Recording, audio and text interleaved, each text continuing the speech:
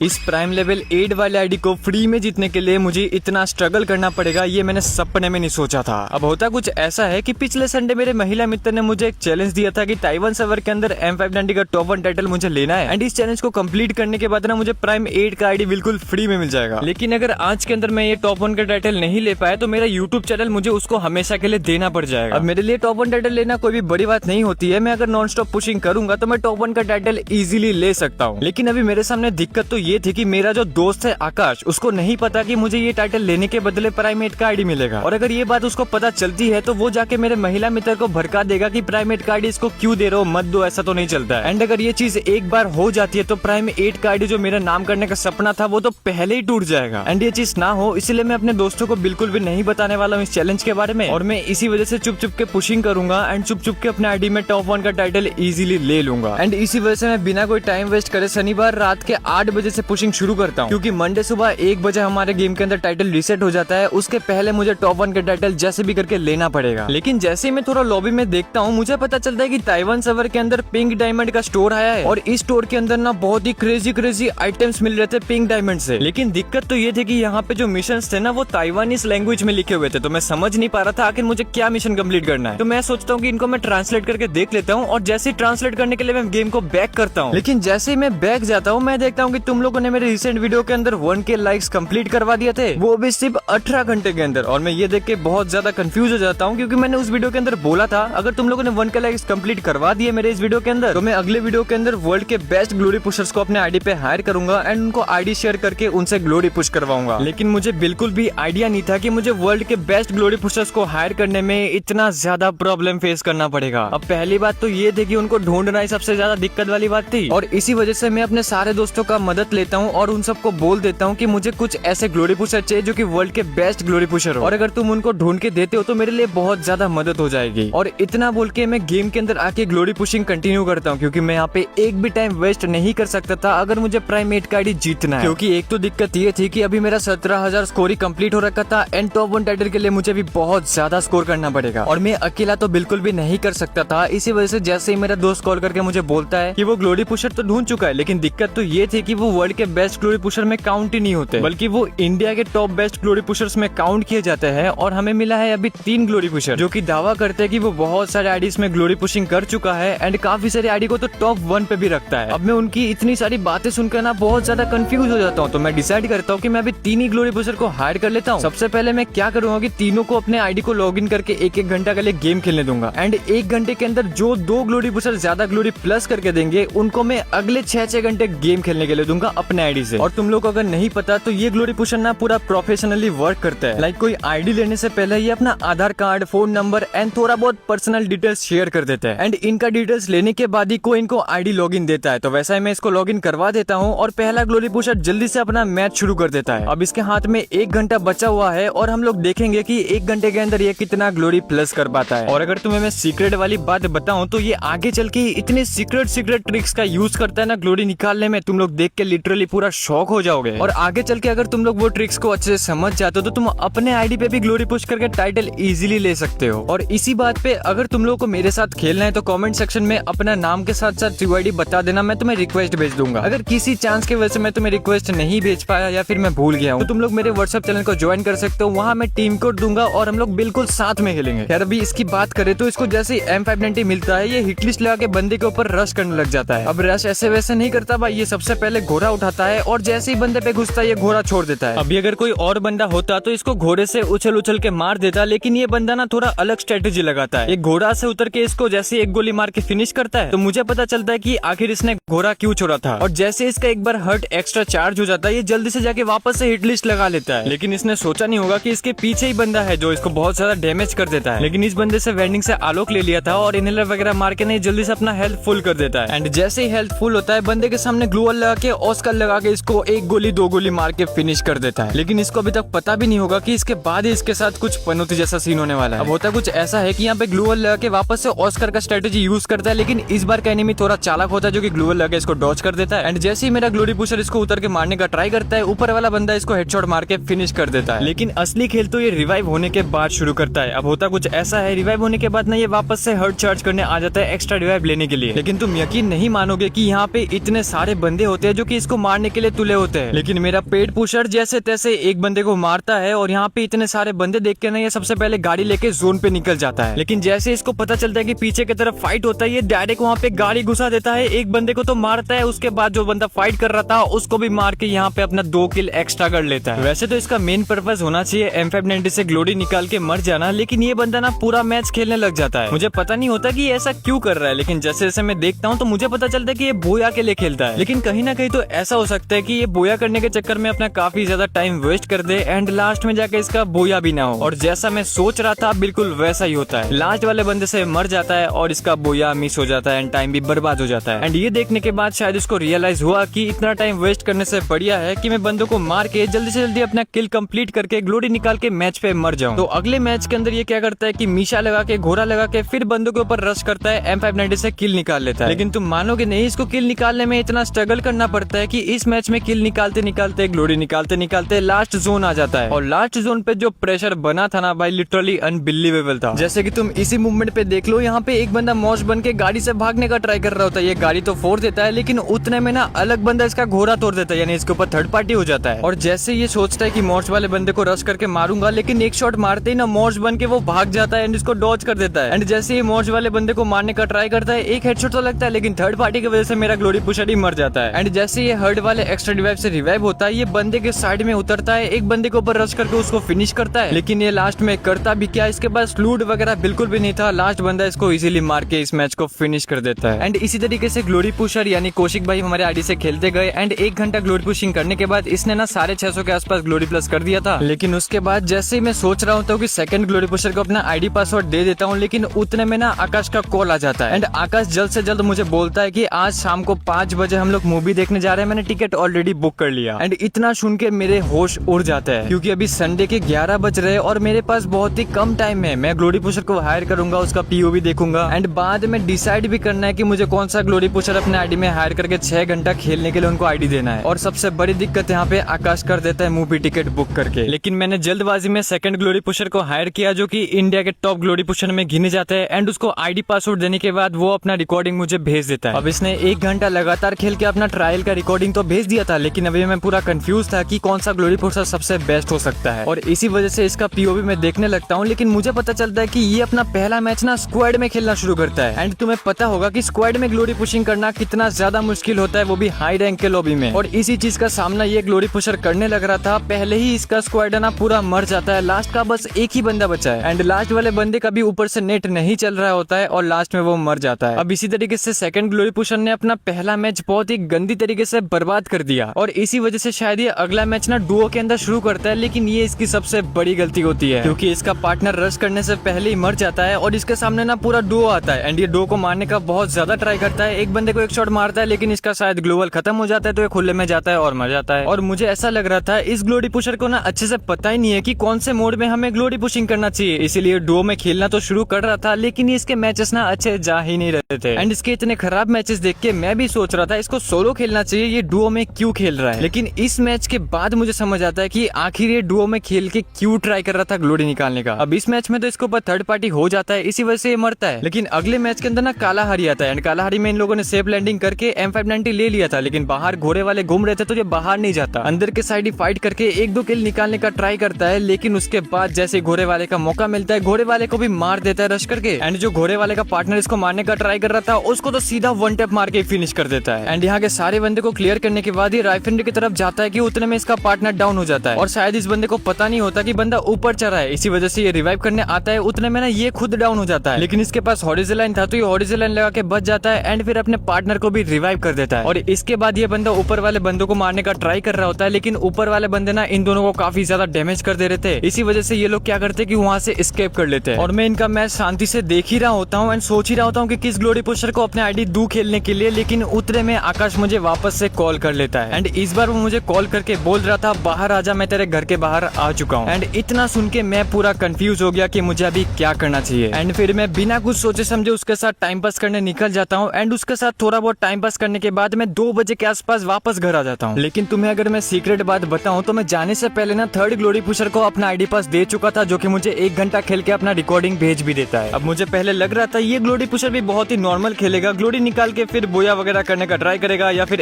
Eliminate हो जाएगा। लेकिन इस ग्लोरी पुशर का स्ट्रेटजी देख के मैं पूरा कंफ्यूज हो गया। अब पहले ये करता ये है कि ब्लू जोन पे उतर के सारे बंदों को क्लियर कर लेता है एंड बंदे मारने के बाद जो टोकन मिलता है ना, उनसे ये अर्सेनल खोलता है। एंड अर्सेनल खोलने के बाद जैसे इसको M590 मिलता है, तुम इसका गेम प्ले देखो। अब तो ये गेम प्ले दिखाना बस शुरू कर रहा है। जैसे कि तुम इस वक्त में देखो, यहाँ पे दोनों तरफ से इसके ऊपर थर्ड पार्टी हो रहा था। इसी वजह से ये एक बंदे के ऊपर रश करके ना उसको क्लियर कर लेता है और अपना प्लेस बना लेता है। और मुझे इसका डिसीजन मेकिंग और स्ट्रेटेजी देख के लग रहा था कहीं ना कहीं ये टूर्नामेंट और ई स्पोर्ट्स में भी इंटरेस्ट रखता है और खेलता भी होगा। और इसी वजह से इसका पहला मैच तो बहुत ही बढ़िया जाता है। ये बंदे वगैरह मार के ना, लास्ट का बंदा बचा होता है उसको तो वन टैप मार के फिनिश कर देता है और इस मैच को काफी इजीली बूया कर लेता है। एंड इसका पहला मैच बूया देख के मैं सोच रहा था ये भी हर एक मैच को बूया करेगा, लेकिन बाद में जो हुआ ना, बिल्कुल अनएक्सपेक्टेड था। अब ये करता ये है कि ये बिना देखे सीढ़ियों से ऊपर जाता है और एक बंदा चुप के इसको काफी इजीली मार देता है। लेकिन रिवाइव होने के बाद M590 जल्दी से ढूंढ लेता है एंड बंदे को ना हेडशॉट मार के फिनिश करने लग रहा था। और बस इतना ही नहीं, ये बंदे देखते वहाँ पे घुस जा रहा था। 1v2 इसके लिए बहुत ही इजी था, ये बंदे को काफी इजीली मार रहा था। और जब लॉन्ग रेंज पे फाइट हो रहा था ना, ये इतने बढ़िया तरीके से खेल रहा होता है कवर वगैरह लेके, लेकिन थर्ड पार्टी से ये बंदा बच नहीं पाता और इसी मोमेंट पे इसका पूरा मैच बर्बाद हो जाता है। लेकिन तुम यकीन नहीं मानोगे, इसके सारे मैचेस को अच्छे से एनालाइज करने के बाद मैं समझ चुका था कि ये बंदा सबसे एग्रेसिव प्लेयर है। और इसी वजह से मैंने डिसीजन लिया कि मैं टॉप 1 वाले ग्लोरी पुशर को एंड टॉप 3 वाले ग्लोरी पुशर को हाइड कर लेता हूँ एंड दोनों बंदे को 6-6 घंटे अपना आईडी लॉगिन करके खेलने देता हूँ। एंड लास्ट में जाके हम देखते हैं कि कौन सा ग्लोरी पुशर सबसे ज्यादा ग्लोरी निकाल के देता है एंड किस ग्लोरी पुशर की वजह से मुझे टॉप 1 का टाइटल मिलता भी है या फिर नहीं, वो तो हमें बाद में पता चलेगा। और तुम्हारे दिमाग में ये भी चल रहा होगा ये इंडिया के बेस्ट ग्लोरी पुशर में काउंट होते हैं, तो इन लोगों ने मुझसे कितना चार्ज किया है। इसके बारे में मैं तुम्हें थोड़ी देर बाद बताता हूँ, क्योंकि ये ना थोड़ी सी लंबी कहानी है। लेकिन उससे पहले तुम लोग इतना जान लो कि अभी मेरे आईडी से टॉप 3 वाला ग्लोरी पुशर आ चुका है और अभी मैंने इसको अच्छे से समझा दिया है कि अभी तुम्हें नॉन स्टॉप 6 घंटा खेलना है और 6 घंटे के अंदर तुम्हें अपना बेस्ट देना है। टॉप 1 का टाइटल हमें लेना ही पड़ेगा। और इसी वजह से इतना कह के मैं जैसे ही ग्रुप लीव करता हूँ, ये जल्दी से अपना मैच खेलना शुरू करता है। अब पहले मैच के अंदर बर्मुडा आया था, ये ऑब्जर्वेटरी ब्लू जोन पे उतरता है और M590 लेके किल करना शुरू कर देता है। लेकिन ये मुझसे कह रहा था कि इसने normal free fire just download किया है, इसी वजह से इसका कस्टम मोड ना थोड़ा सा अलग है। इसी वजह से इसको थोड़ा बहुत प्रॉब्लम फेस करना पड़ता है, जो कि मुझे इस मैच में काफी अच्छे से दिख रहा था। और कस्टम मोड की वजह से ये काफी बार मरने भी लग रहा था, लेकिन जहाँ जहाँ बंदा इसको मिल रहा था ना, वो मारने का बहुत ज्यादा ट्राई करता है। अकेला बंदा मिलने के बाद तो ये मार ही देता है। जैसे कि तुम यहाँ पे देखो, ये पहले काटू क्लियर करता है, उसके बाद भीमा शक्ति क्लियर करके प्लांटेशन की तरफ जाता है, लेकिन वहाँ पे ना थर्ड पार्टी हो जाता है और ये मर जाता है। और इस मैच के अंदर ये चीज करके इसने सबसे बड़ी गलती कर दी थी। अब मैं ऐसा क्यों बोल रहा हूँ, तुम इसी मूवमेंट पे देख के समझ जाओगे। अब क्या होता है कि रिवाइव होके M590 लेने के आता है, लेकिन ये M590 लेने के चक्कर में जोन पे बहुत ही गंदा फंस जाता है और आगे वाले बंदे इसको मार के फिनिश कर देते हैं और ये इसका मैच हमें खत्म हो जाता है। लेकिन उसके अगले वाले मैच में मैंने सोचा नहीं था इसको इतनी बड़ी पनौती लग जाएगी। अब होता कुछ ऐसा है, ये ब्लू जोन पे उतरता तो है, लेकिन पूरा ब्लू जोन लूट करने के बाद भी इसको M590 नहीं मिलता। और जब ये लोग ब्लू जोन छोड़ के दूसरी जगह M590 ढूंढने के लिए जा रहे होते हैं, उतने में एक स्क्वाड इनसे क्लैश ले लेती है और इसी क्लैश में ये लोग एलिमिनेट हो जाते हैं। और इस मैच के बाद होता कुछ ऐसा है कि ये ग्लोरी पुशर मुझे कॉल करके बोलता है कि मैं काफी ज्यादा थक चुका हूँ, मैं गेम नहीं खेल पा रहा हूँ एंड मैं छोटा सा ब्रेक लेने के लिए ऑफलाइन जा रहा हूँ, तब तक तुम अपने आईडी में खेल लो। और अभी मेरे लिए सबसे बड़ी दिक्कत बन रखी थी, क्योंकि अगर मैं अभी गेम खेलूंगा, अचानक अगर आकाश आ गया तो बातों बातों में कहीं ना कहीं उसको पता चल जाएगा कि मैं आखिर इतना सीरियसली पुशिंग क्यों कर रहा हूँ। और इसी वजह से मैंने सोचा कि अभी मैं टॉप 1 वाले को हायर कर लेता हूँ एंड जब टॉप 3 वाला ग्लोरी पुशर ब्रेक कंप्लीट करके आ जाएगा, तब मैं टॉप 1 वाले को ब्रेक लेने के लिए भेज दूंगा। अब जैसे ही मैं टॉप 1 वाले को अपने आईडी से ग्लोरी पुशिंग करने के लिए भेजता हूँ, ये पहला मैच ना सोलो में शुरू करता है एंड लकीली इसको M590 मिल भी जाता है। मुझे लगा कि ये ग्लोरी वगैरह निकाल के मर जाएगा और ग्लोरी के लिए खेलेगा, लेकिन ऐसा बिल्कुल भी नहीं होता। सोलो में खेलने की वजह से इसके ऊपर जैसे ही बंदे थर्ड पार्टी करने लगते हैं ना, ये मर जाता है एंड मरने के बाद पता नहीं इसके दिमाग में क्या चल रहा होता है, ये सीधा पीक में उतरता है एंड पीक में उतर के एक बंदे से मर भी जाता है। अब इसने पहला मैच इतना खराब तरीके से वेस्ट कर दिया कि मुझे बहुत ज्यादा गुस्सा आने लग जाता है। तो मैं इसको जल्दी से कॉल करके बोल देता हूँ, अगर तुमसे सोलो में नहीं हो रहा तो मेरे बंदों के साथ खेलो, मेरे दोस्तों के साथ खेलो, वो लोग तुम्हारे साथ खेलेंगे एंड तुम अच्छे से ग्लोरी पुशिंग कर पाओगे। एंड इतना बोलने के बाद ये नेक्स्ट मैच ना स्क्वाड में शुरू करता है मेरे दोस्तों को बुला के। लेकिन बात कुछ ऐसी है कि मैं इसको स्पेक्टेट नहीं कर पाता, क्योंकि मुझे थिएटर जाने के लिए रेडी भी होना था। इसी वजह से मैं फ्रेश होने चला जाता हूँ एंड इसको बोलता हूँ कि मैं सारी रिकॉर्डिंग भेज देना। एंड जैसे ही मुझे अपना पहला रिकॉर्डिंग भेजता है, मैं सोचता हूँ कि अच्छा खासा ग्लोरी निकाला होगा, बूया भी किया होगा, लेकिन लास्ट में इसकी एक गलती और पूरा मैच बर्बाद। अब होता कुछ ऐसा है कि स्टार्टिंग में तो काफी अच्छा खासा किल निकालने लग रहा था, ग्लोरी भी निकाल चुका था, लेकिन जिन बंदों को ये एक बार मार चुका था ना, वो वापस से रिवाइव होके इससे बदला ले लेता है। अब शायद मेरे ग्लोरी पुशर में भी ईगो इशू था, इसीलिए बदला लेने के लिए वापस से उतरता है। एक बंदे को डाउन तो करता है, लेकिन जैसे भाग रहा होता है ना, दूसरा बंदा इसको डाउन ले लेता है एंड इसके बाद ये समझदारी दिखाता है, वहाँ पे ना जाके M590 अर्सेनल से ले लेता है। और अभी तुम्हें देख के पता चलेगा कि ग्लोरी पुशिंग करने के लिए स्क्वाड सबसे बेकार क्यों माना जाता है। जैसे ही बंदों को एक एक गोली मार रहा होता है ना, इसका पार्टनर इसका किली चुराने लग जाता है और इसी चीज से गुस्सा होकर ये अकेला जाके बंदों पे घुस जाता है, लेकिन बंदे एक दो होते तो ये मार नहीं पाता, वहाँ डाउन हो जाता है। लेकिन जैसे ये रिवाइव होके आता है ना, इसको M590 तो मिल चुका था, अब इसके पास गोल्डन मौका था किल करके ग्लोरी निकालने के लिए, लेकिन यहाँ पे इतने सारे बंदे होते हैं, एक के बाद एक बंदा दूसरी तरफ से मारने लग जाता है और इसी चक्कर में ये थर्ड पार्टी में फंस के मर जाता है। लेकिन असली खेल तो तब शुरू हुआ जब ये रिवाइव होके नीचे उतरता है, क्योंकि इसके सामने जो स्क्वाड थी उनके बंदों ने इसका M590 ले लिया था और उनसे M590 वापस लेने के लिए ये बंदों के बीच में घुस जाता है, दो बंदे को डाउन करता है एंड तीसरे बंदे को भी डाउन करता है एंड फिर फिनिश करके जैसे इसको M590 मिलता है, ये धीरे धीरे जोन के अंदर आ जाता है एंड छोटे जोन के अंदर भी अपने पार्टनर वगैरह को रिवाइव करता है इस मैच को बोया करने के लिए। लेकिन जैसे ही रिवाइव करता है ना, एक मॉर्स के पीछे जाता है, लेकिन उतने में इसके ऊपर थर्ड पार्टी हो जाता है और थर्ड पार्टी में फंस के ये वापस से मर तो जाता है, लेकिन वापस से छोटे जोन के अंदर इसका पार्टनर इसको रिवाइव करता है। लेकिन रिवाइव होकर जहाँ पे उतरता है वहाँ पे बहुत सारे बंदे होते हैं, एक बंदे को ये डाउन करता है, लेकिन उतने में सारे पार्टनर इसके मर जाते हैं और लास्ट में ये भी मर जाता है। और जितने में ये बंदा गेम खेलने लग रहा था उतने में मैं रेडी वगैरह होकर थिएटर के लिए निकल भी जाता हूँ, लेकिन मेरे दिमाग में बस यही चल रहा था कि ये ग्लोरी पुशर मेरे आईडी में सही से खेल भी रहा होगा या फिर नहीं, क्योंकि जहाँ तक मैंने देखा था मुझे अभी बहुत सारा ग्लोरी चाहिए टॉप 1 टाइटल लेने के लिए, और अगर मेरा यहाँ पे टाइम वेस्ट होने लग जाए तो मैं टॉप 1 का टाइटल नहीं ले पाऊंगा और प्राइम 8 का आईडी नहीं जीत पाऊंगा। और मैं इतना ओवरथिंक करने के बाद रह नहीं पाता, मैं इस ग्लोरी पुशर को कॉल कर देता हूँ एंड जैसे मैं इससे पूछता हूँ कि तुम्हारे मैचेस कैसे जा रहे हैं, क्या तुम ग्लोरी निकाल भी पा रहे हो, तो ये बंदा मुझसे कहता है कि ग्लोरी तो निकाल ले रहा हूँ, लेकिन एक मैच के अंदर कुछ ऐसा हुआ, मैं ब्लू जोन पे उतर के M590 ढूंढ रहा था, लेकिन उतने में घोड़ा वाला रश कर देता है और मुझे मार देता है। लेकिन पता नहीं क्यों आज मेरी किस्मत बिल्कुल भी साथ नहीं दे रही है। हम लोग जब भी फाइट लेने जा रहे थे हमारे ऊपर थर्ड पार्टी होने लग रहा था एंड वो मुझसे ये भी कहता है कि ताइवान सर्वर के अंदर ना ग्लोरी पुश करना स्क्वाड में और ज्यादा मुश्किल होता है, क्योंकि ताइवान सर्वर में जोन पुशर हर किसी के पास नहीं होता और इसी वजह से ना चारों बंदे साथ होते हैं एंड उनमें से सबको मारना ग्लोरी निकालना बहुत ज्यादा मुश्किल हो जाता है। और यही नहीं, जब जब मैं फाइट ले रहा होता हूँ ना उतने में दूसरी स्क्वाड हमारे ऊपर थर्ड पार्टी मार देती है और इन्हीं चीज के वजह से मेरा ग्लोरी पुशिंग बहुत ही ज्यादा हार्ड होता जा रहा है। मैं काफी बार इसी वजह से मर भी चुका हूँ। जैसे कि तुम इसी मैच में देख लो, एक बंदे को ये मार रहा होता है ना, उतने में दूसरा बंदा इसको ऊपर थर्ड पार्टी कर देता है। वो तो बढ़िया बात है कि इसका पार्टनर ने इसको रिवाइव किया, लेकिन वापस से थर्ड पार्टी हो जाता है। लेकिन उस लूप से ये जैसे तैसे निकलता है और M590 मिलने के बाद ये ग्लोरी निकालने लग जाता है। लेकिन तुम वापस देखो, जैसे ये बंदा डाउन करता है उसके बाद थर्ड पार्टी होने ही लग जाता है। एक बार नहीं बल्कि इसके ऊपर 2-3 बार थर्ड पार्टी होता है। लास्ट में इसके टीममेट को यानी जोन पुशर को मार के फिनिश कर देते हैं। और तुम यकीन नहीं मानोगे, इसने जितने भी रिकॉर्डिंग भेजे है ना, सारे मैचेस के अंदर थर्ड पार्टी होना कंपलसरी था और मैं इसकी मुसीबतों को समझ रहा था। इतना हार्ड हो रहा था इसको ग्लोरी पुशिंग करने में, मैं समझ रहा था। तो मैं इससे एक क्वेश्चन पूछ लेता हूँ कि अगर तुम्हारे लिए इतना हार्ड हो रहा है, तुम सोलो में क्यों नहीं खेल रहे हो? तो ये मुझे बोलता है कि सोलो में भी सेम हालत है भाई, मैं कुछ कर ही नहीं पा रहा हूँ। और इतनी सारी प्रॉब्लम और एक्सक्यूजेस सुन के मैं समझ चुका था कि इसको ग्लोरी पुशिंग अभी नहीं करने दे सकता। मैं अभी टॉप 3 वाले को फोन करता हूँ और जल्द से जल्द उसको बोलता हूँ कि ग्लोरी पुशिंग करने लग जाओ। लेकिन जब तक टॉप 3 वाला आ रहा है, तुम देखो कि इसके लास्ट मैच के अंदर इतने IQ लेवल वाले बंदे आए थे ना, जो इसको लैंडमाइन से डाउन कर देते एंड फिर फिनिश भी कर देते। लेकिन जैसे इसका जोन पुशर इसको रिवाइव करता है, उतर के वापस से मर जाता है। लेकिन ओपोनेंट वाली टीम ने एक गलती कर दी कि वो पहले ब्रिज के नीचे उतर जाता है एंड इसी गलती का फायदा उठा के मेरे ग्लोरी पुशर के टीम ने उनके ऊपर इतना प्रेशर बनाया एंड फिर लास्ट वाले बंदे को भी मार के इस मैच को बोया कर लिया। एंड जैसे ही अपना लास्ट मैच कंप्लीट करता है, उसके बाद मैं थर्ड वाले यानी टॉप 3 वाले ग्लोरी पुशर को भेज देता हूँ एंड वो ग्लोरी पुशर इतना चालाकी करके ग्लोरी निकाल रहा होता है, तुम लोग देख के बिल्कुल शॉक हो जाओगे। पहले तो मुझे समझ नहीं आ रहा था, लेकिन जैसे ही मैं ध्यान से देखता हूँ ना, ये बंदों को डाउन करके इमोट दिखाने लग जाता है। ये शायद अपने साइकोलॉजी का यूज कर रहा था, बंदे को इमोट दिखाएगा, वो रिवेंज लेने आएगा, वापस से मार देगा। लेकिन ऐसा कुछ भी नहीं होता है, बल्कि जैसे क्लॉक टावर में रश करता है ना, 2 बंदों के बीच में फंस के मर जाता है। लेकिन असली शौक तो मुझे तब लगा जब ये पीक में एक बंदे को 2 गोली मार के डाउन करता है एंड जब ये ध्यान से देखता है तो इसको पता चलता है कि ये इलाइट पास वाला बंदा था एंड शायद उनके स्क्वाड को मारने के लिए ये बेताब हो चुका था। हिट लिस्ट वगैरह लगा के बंदे को ऊपर रश करने लग जाता है। और कहीं ना कहीं इसका गेम प्ले देख के मुझे ऐसा लग रहा था कि इसको थोड़ा बहुत ओवर कॉन्फिडेंस भी है, इसी चक्कर में ये कभी कभी मर भी जाता है। लेकिन इनके टीममेट ने इस मैच को काफी अच्छे से संभाला, इसको रिवाइव किया। ये रिवाइव होकर लास्ट बंदे को मार के इस मैच को काफी इजीली बोया कर लेता है। सच कहूँ तो मुझे ऐसा लग रहा था इंडिया के टॉप ग्लोरी पुशर्स को हायर करके टॉप 1 का टाइटल अचीव करना बहुत इजी हो जाएगा, लेकिन रियलिटी थोड़ा सा अलग निकला। खैर, मुझे आज बहुत सारी बातें समझ में आई कि तुम अच्छे टीममेट या फिर ज्यादा से ज्यादा पैसे लगा के ग्लोरी पुशर को हायर करोगे तो तुम्हारा सब कुछ वो नहीं होता है। तुम कंसिस्टेंटली किसी काम पे लगे रहोगे तभी जाके वो अचीव करना थोड़ा पॉसिबल हो सकता है। मैंने बीच बीच में काफी सारे ब्रेक लिए, वीडियो बनाने के चक्कर में ऑफलाइन हो गया, इसी वजह से ये जर्नी मेरे लिए बहुत ज्यादा हार्ड हो गया। और बस इन्हीं कुछ रीजंस के वजह से मैं इस बार भी टॉप 1 का टाइटल अचीव नहीं कर पाया। और जैसा मैंने प्रॉमिस किया था कि मैं उसको अपना यूट्यूब चैनल दे दूंगा, तो हाँ, मैंने उसको आईडी पासवर्ड शेयर कर दिया है। और इस वीडियो के अंदर जितने भी सारे कमेंट आएंगे वो मेरी दोस्त देखेगी, और हो सके तो इतने सारे कमेंट कर दो तुम लोग कि उसका दिमाग कमेंट पढ़ते पढ़ते हैंग हो जाए, क्योंकि उसने भी मुझे बहुत खतरनाक चैलेंज दिया था और मैं भी चाहता हूँ कि तुम लोग उससे बदला लो, तो बदला प्लीज ले लेना। और बाकी जिसको भी लग रहा है कि हमारे चैलेंजेस, हमारे वीडियोस खत्म हो चुके हैं, तो ऐसा बिल्कुल भी नहीं है। ये बस एक सीरीज थी जो कि एंड होने जा रहा है, लेकिन मैं अपने नेक्स्ट जन आर्मी से प्रॉमिस करता हूँ कि आने वाले चैलेंजेस इससे भी ज्यादा खतरनाक होने वाले हैं। तो ये वाला सेगमेंट में वीडियो एडिट करवाने के बाद रिकॉर्ड कर रहा हूँ, क्योंकि ये बोलना जरूरी है कि हमारे इंडिया के एक स्टेट असम के अंदर इतना भयंकर फ्लड आ रखा है 19 जुलाई से लेके कि अभी तक सिचुएशन और ज्यादा खराब होते जा रहा है। और अभी के टाइम पे असम को हमारी बहुत ज्यादा जरूरत है। अगर आप भी असम के लिए खड़े होना चाहते हो, उनको हेल्प करना चाहते हो, किसी की जिंदगी बचाना चाहते हो, तो मैं स्क्रीन के अंदर डोनेशन वाले QR कोड लगा दूंगा। उसके अंदर आप लोग थोड़े बहुत पेमेंट करके लाइक 5 रुपए, 10 रुपए या फिर जितना भी आपसे हो पाए उतना डोनेट करके आप किसी की जिंदगी को बचा सकते हो, क्योंकि लाखों लोगों ने अपना घर खो दिया है और साथ ही 60 से 70 लोगों ने अपनी जान भी खो चुकी है। तो अगर आप किसी का मदद करके जिंदगी बचाना चाहते हो, किसी को एक दिन का खाना देना चाहते हो, तो